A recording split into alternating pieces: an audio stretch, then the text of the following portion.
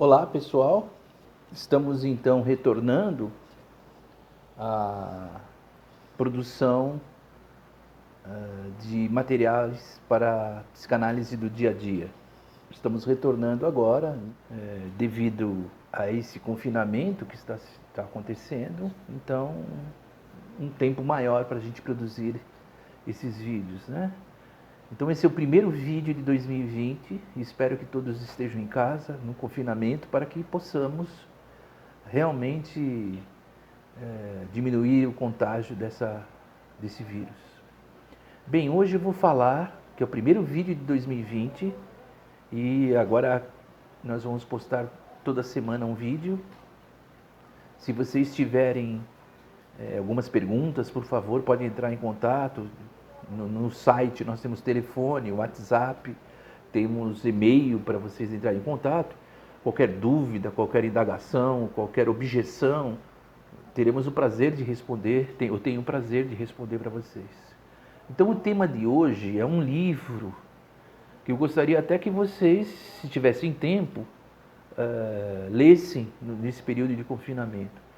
Chama-se Psicologia das Massas e Análise do Eu, de 1921, lançado pelo Freud.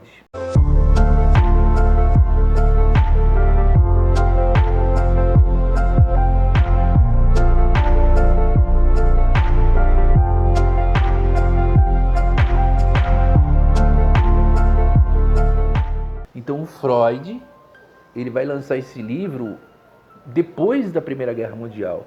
Ele vai presenciar toda essa grande guerra, toda a modificação que ocorreu nessa Primeira Guerra Mundial.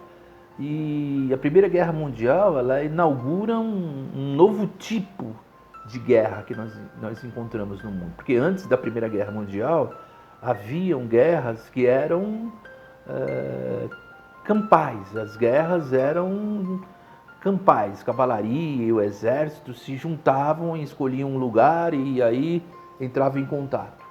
Uma guerra campal. Mas na Primeira Guerra Mundial há uma modificação, há uma guerra urbana.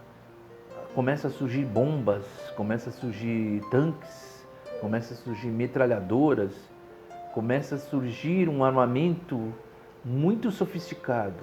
O investimento em armamentos bélicos começam a tomar vulto e aviões também, bombardeios nesse sentido, começam a surgir nessa Primeira Guerra Mundial.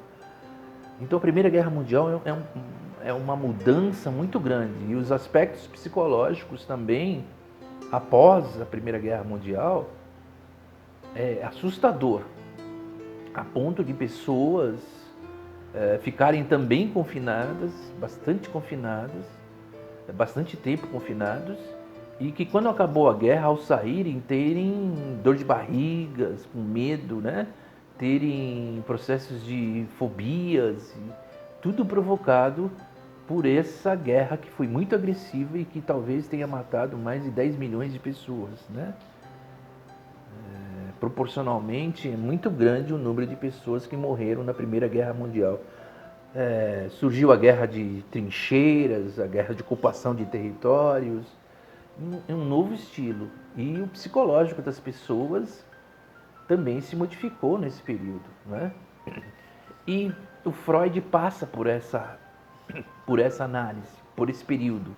E ele vai, então, sair da clínica, né? Porque até então, todos os seus livros e todos os seus artigos estavam baseados no individual. E agora ele começa, em 1921, dando início a um aspecto de uma avaliação do seu estudo numa questão mais social, numa questão mais cultural.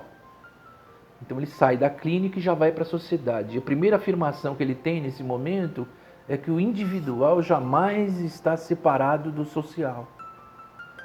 Então existe uma influência muito grande do social. Então nós somos, na realidade, pedacinhos da sociedade. Meu pai, minha mãe, meus irmãos, o convívio com as pessoas me influencia nós bastante. E nós somos frutos dessa sociedade, nós somos seres sociais. Então não dá para nós separarmos o indivíduo do social. Então tem muita influência do social. Então ele vai fazer uma análise de como esse indivíduo se comporta na coletividade. Como é essa relação desse ser individual entrando em algo coletivo? Como que é o homem, o comportamento do homem vivendo em massa? E ele vai se basear num livro que é anterior, que é chamado, que foi Psicologia das Multidões, de um sujeito chamado Le Bon. E ele vai concordar em grande parte com Le Bon, mas eles vão estabelecer uma diferença. A multidão é algo, um agrupamento de pessoas em grande quantidade que não tem objetivo comum. Então nós chamamos isso de multidão. Um grupo de pessoas muito grande e que não tem objetivos comuns. Massa é um grupo muito grande de pessoas que têm um objetivo comum e que estão ligados a um certo referencial que é o seu líder. Nada mais é do que um referencial afetivo em relação ao líder. Então o Le Bon já dizia, em outros momentos do livro dele, que o indivíduo na massa, ele vai regredir, ele vai chegar a estágios de infantilidade, a estágios primitivos, porque a massa vai agindo de uma determinada maneira onde se anula o próprio ego. E o Freud vai continuar afirmando essas questões. As pessoas que entram na massa e no coletivo chegam a atitudes irracionais, atitudes impensadas. Por quê? São conduzidas e são levadas a atitudes que regridem a infantilidade e a atitudes primitivas de uma certa horda, de uma horda primitiva, uma horda primitiva de seres que anulam o seu próprio ego em benefício de um ego maior, que é um ego de um líder. Então, em amor a um líder, nós anulamos no coletivo o nosso próprio ego. Então, o que ele diz passa a ser o que nós fazemos. O que ele diz é o que eu digo. Então, na massa, o outro e o líder passa a ser uma figura importantíssima. Portanto, aí está, por exemplo, como que um líder de um país exerce uma influência muito grande na sua população. Porque as pessoas têm nele como uma referência. E uma referência como um ideal de eu. Uma referência como pai. Uma referência como líder importante. Então, veja, um livro de 1921, lançado em 1921, Freud vai dar toda uma análise.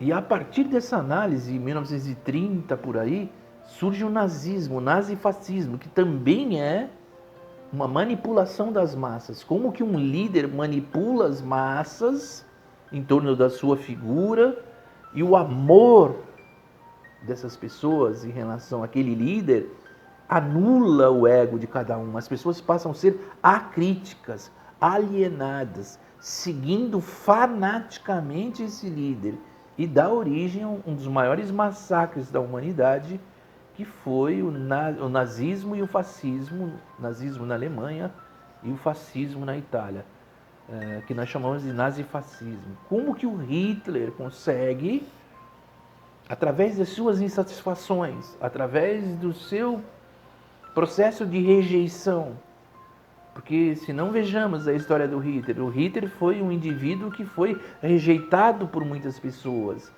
pelas universidades aos quais ele quis frequentar. Ele foi recusado. Ele foi recusado em diversos outros empregos. Ele era um desempregado, vivia em albergues. E, para não ficar desempregado, ele se alistou na Primeira Guerra Mundial no exército alemão. E aí, um certo fato vai ocorrer onde ele salva um general. E a partir daí ele ganha uma medalha por heroísmo e ele começa a se destacar. Então veja como Hitler, um sujeito rejeitado, não é? Uma profunda rejeição que ocorreu na própria família dele, ele leva esse sentimento de rejeição para todo o povo alemão, porque ele disseminou esta rejeição para o povo alemão, que se sentia diferente dos outros povos da Europa. Essa rejeição passou dele para a coletividade, inclusive em virtude até das indenizações que foram provocadas pelo Tratado de Versalhes na Primeira Guerra Mundial, onde a Alemanha perdeu a guerra e foi condenada a pagar grande quantidade de dinheiro aos países que venceram a guerra. Então houve uma espécie de revanchismo quando Hitler se levanta e se torna presidente da Alemanha. Se torna uma espécie de retorno de um recalcado que era rejeitado, agora passa a rejeitar os outros grupos. Então tudo para ele era perseguição. Então, uma paranoia persecutória em termos de rejeição. Então, o povo alemão passa a ter os mesmos ideais que esse líder, a rejeição. Nós somos diferentes dos outros e rejeitamos os outros. Ninguém é igual a nós somos melhores. Então, a ideia de um líder, como que ela se espalha para a comunidade e que torna coeso em torno desse objetivo. Então, é muito interessante você ler como que o papel de um líder de um país é muito significativo. E, sem dúvida alguma, nós estamos passando por algumas dificuldades no Brasil nesse momento.